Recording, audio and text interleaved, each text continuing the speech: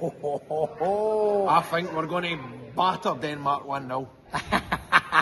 I think it's going to be, I'm going to say, a very, very nervy 2-1 victory for Scotland with a Scott McTominay last-minute winner. Oh, that's a great shout. That's what I'm going for. Aye.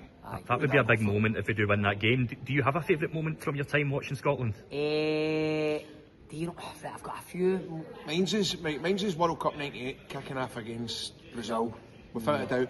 And wee Billy Gilmer getting his debut for Scotland. Brilliant. Aye, John Collins scored the penalty against Brazil, didn't he? Aye.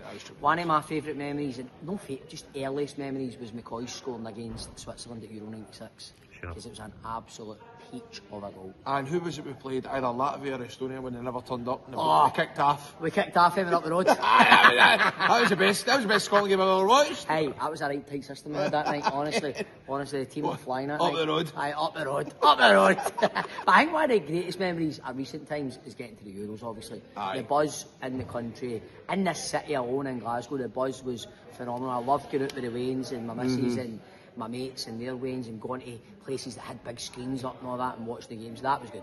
The jock and the beanstalk. Eat your beans. Eat your beans. Get full of beans and pump the Danes. Aye, get full of beans and get right on about them. I'm on it, Scotland. I'm on it, Scotland.